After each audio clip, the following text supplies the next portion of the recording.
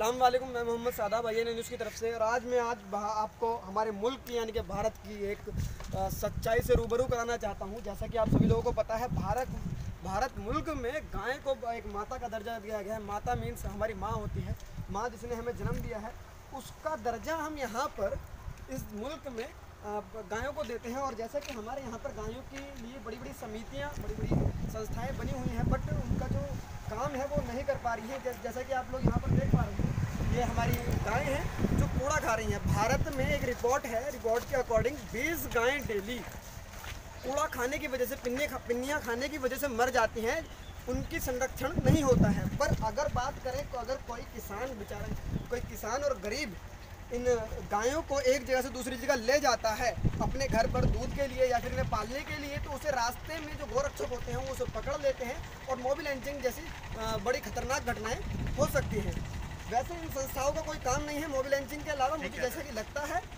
तो आप जैसे कि यहाँ देख पा रहे हैं, यहाँ पर गायें हैं, भैंसें हैं, बट उनका कोई संरक्षण नहीं किया जा रहा है। आप सब लोग यहाँ पर देख सकते हैं।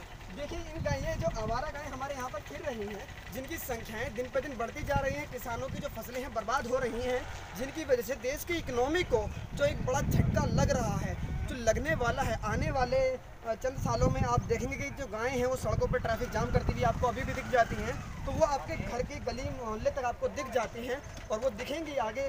जैसे कि आप टाइम बीतता जाएगा, टाइम जैसे पास आएगा, तो आप देखेंगे कि गायों की संख्या इतनी ज़्यादा, गायों की और इन बैलों की संख्या इतनी ज़्यादा हो जाएगी कि उनके संरक्षण के लिए जो समितियां हैं वो अभी भी पहले से कम हैं और वो अपना काम प्रॉपरली नहीं कर रही हैं। मैं चाहता हूं कि हमारी इन गाय माताओं को, जिन्हें हम गौ माता बुलाते हैं, मैं भी उन्हें गौ माता मानना चाहता हूं।